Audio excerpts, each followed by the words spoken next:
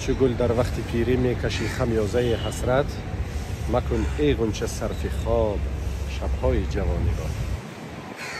این غزل که دو مصرعش را من قرائت کردم، غزل میرزا ابوالمعانی میرزا عبدالقادر بیدل می باشد. و این زمان ما قرار داریم در شهر دهلی، در همون قبرستانی که این شاعر زبردست ملت تاجیک و فارس به خاک سپرده شده است. و شخصا من درک دارم، آگاه هستم و خودم هم بنده دوستدار غزل و قصیده و همه اون شعرهای ایشان هستم، میرزا عبدالقادر بیدل هستم، چون یک مضمون واقعا هم آسمانی دارند، از آسمان هم بلند مضمون دارند. و همین خاطر آمدم اینجا تشریف بیارم تا ببینم که این بابا کلان ما، این همخون ما، این یک نفری که تعلق به فرهنگ و دین و خون و زبان ما تاجیکان و فارس ها دارد چگونه هست و در کدام حالت قرار دارد. و این زمان یعنی این جایی که میبینید در همینجا میرزا عبدالقادر بیدل برنده شدند.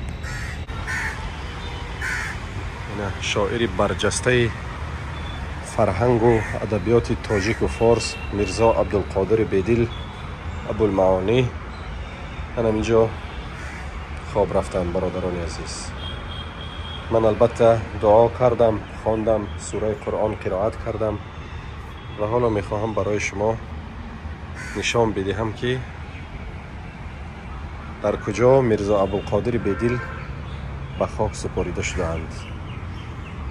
اینجا قبرستان مسلمانان است، اما از اون که من میبینم قبرها خیلی کم هستند و پراکنده هستند. ببین اینجا یک چند قبر است، اینجا خالی است و باز اینجا یک قبر است.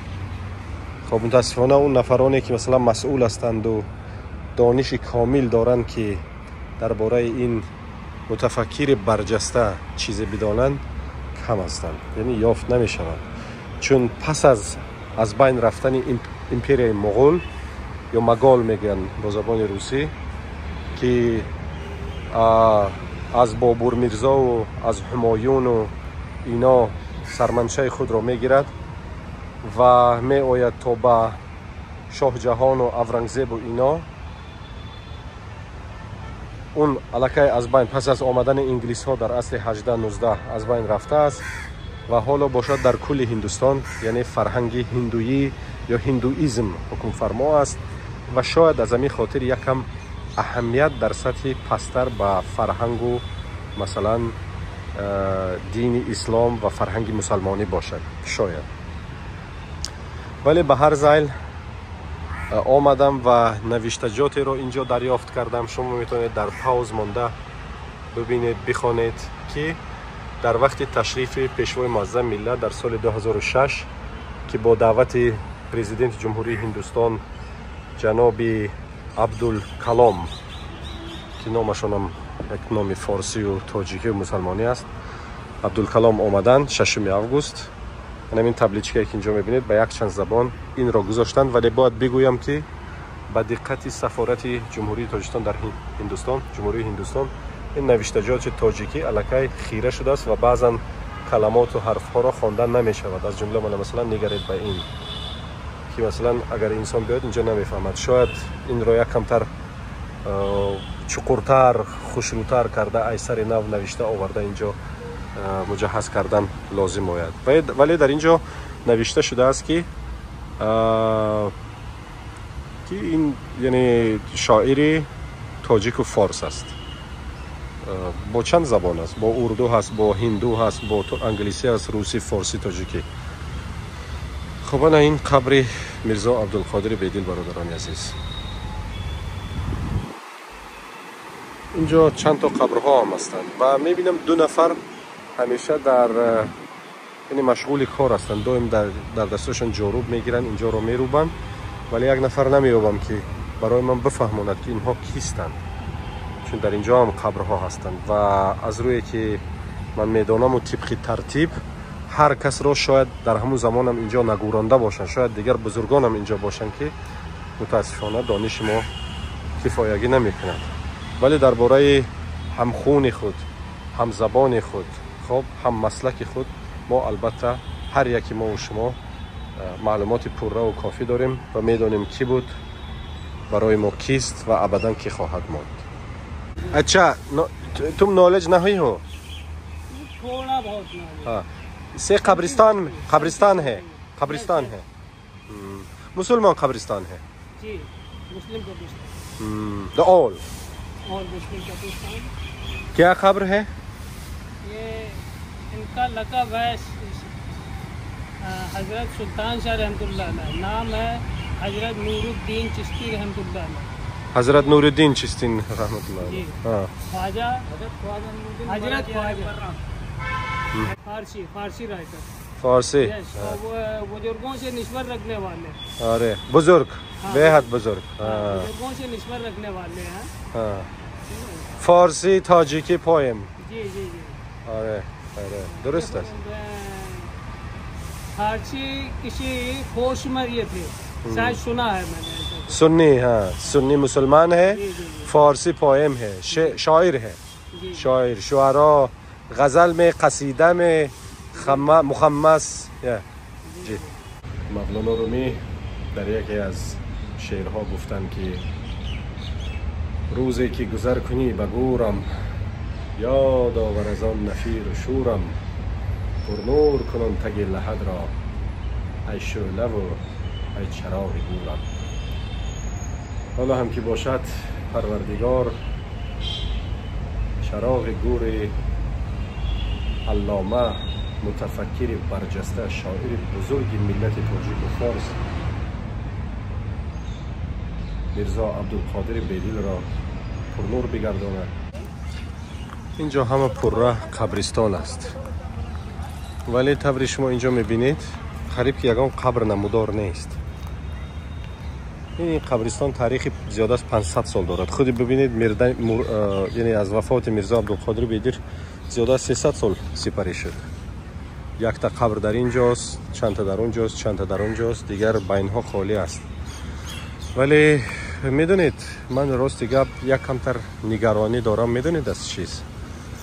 چون این معلومات این زمان نه در اینترنت نه در یگان جا وجود ندارد، ولی نگرانی من این است که با مرور زمان، با گذشت وقتی که هندوستان از لحاظ ترقی یعنی پیشرفت، یک کشور پیشرفته شد، از لحاظ مبلغ و بودجه و این چیزها وقتی که یعنی بالا رفت، اون ساعت فرا خواهد رسید که مثلا اینها خواهند یک نقشه گنرالی برای شهر دهلی بکنن و اون ساعت متاسفانه خواهد فرا رسید. از روی احساس پیشکی من که مثلا بگن که این قبرستان تخریب می شود، این قبرستان را بردارید، چون در مرکز شهر دهلی قرار دارد و خاص و زیب شهر نیست که مثلا در اینجا قبرستان باشد. و خب شاید بگن که طبق اون نقشه گنرالی اینجا باید یک چیز دیگر بنیاد شود. اون مفقه ما باید چیکار کنیم؟ یعنی این البته یک نگرانی هست. بسیار امید میبندیم که چنین روز نخواهد آمد و این قبرستانی که اینجا هست همیشه به همین شکلی که وجود دارد نگاه خواهد داشته شد. و اگر اون دیوارها مثلا یکم مشکلات پیدا کرده باشه، خب بگذار اونا را اثر نو تعمیر کنن، جابجا کنن، ولی قبرستان را از اینجا نکوچانند، چون در اینجا متفکران برجسته خوابیدن که یکی از آنها میرزا عبدالقادر بیدیل می باشند. و اون مفقه احساسی ما چی خواهد بود وقتی که بگن که ما تخریب میکنیم و قبر مثلا خدای نخواسته ایشان را از اینجا به جای دیگر میبریم.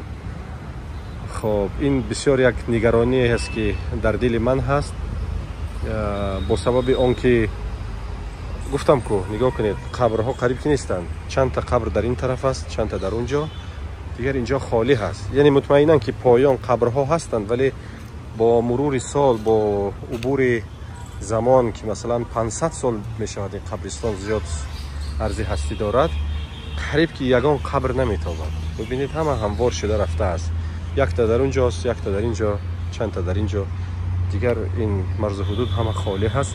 و از این خاطر خدا نخواسته اون مشکلات پیش بیاید که بگن برای 3 قبر ما نمیتوانیم مثلا اینقدر تریتوریا یا مرز را خالی نگاه داریم و اینجا باید یک بیزنس سنتر مثلا باید بنیاد شود. یعنی نگرانی ما این است، ولی خداوند آه ما رو بشنود که هیچگاه تا ابد تا قیامت این روز نآید و قبر شاعر و متفکری برجسته ملت تاجیک و فارس همیشه همینجا بماند. این زمان متاسفانه یگان معلومات در اینترنت وجود ندارد. خب دیگر مأخذ و منبع دریافت معلومات رو من ندارم بجز اینترنت و همون چیزی که در ادبیات تاجیک فارس استاد اکرامقل شریف و فیض الله باقی و دیگران به ما درس داده بودند. از همین خاطر مثلا بنده در شهر مسکوف خوشبخت از این شدم که با یکی از نبیرگان متفکر برجسته دیگری تاجیک و فارس میر سید علی همدانی ملاقات نمودم که عین زمان در کشور پاکستان زندگانی میکرد. یعنی یکی از هممسلکان میر سید علی همدانی ما در شهر مسکوف واخوردیم و گفت که عین زمان در پاکستان زندگانی میکنم و تاجر بوده است، یعنی بیزنسمن با قول امروزه. اما اینکه آیا میرزا عبدالقادر بیدیر یگان هممسلک و یا اجدادانشان 300 سال آموختن که به فکر من اونقدر مشکل نیست، چون ببینید خودی همین دهه درق اگر که حساب کنید تا 200-250 سال ما انیق میدانیم که باباهامون بابا کلانمان کی بود. از همین خاطر آیا خویشاوندان میرزا عبدالقادر بیدیل حالا هم در همین کشور هندوستان باشند، حضور داشته باشند، کیها باشند، یعنی من معلومات ندارم و اگر باشند من میدونستم من حتما نزدشان میرفتم و دستشان رو میبوسیدم. مثلا ببینید ما خویشاوندان متفکر بزرگ، نویسنده بزرگ تاجیک صدرالدین عینی را داریم که با اونها من ملاقات نمودم، اونها قطعی سلام علیک هستیم، ولی از این بزرگ مرد را نمیدانم راستیگر. و خاک ما قدم آهسته بگذار، مبادا بشکنی در زیر پا دل. یعنی یک بیدل شناس باشد که بشینی و قرائت کنی و بخندی و بگیری.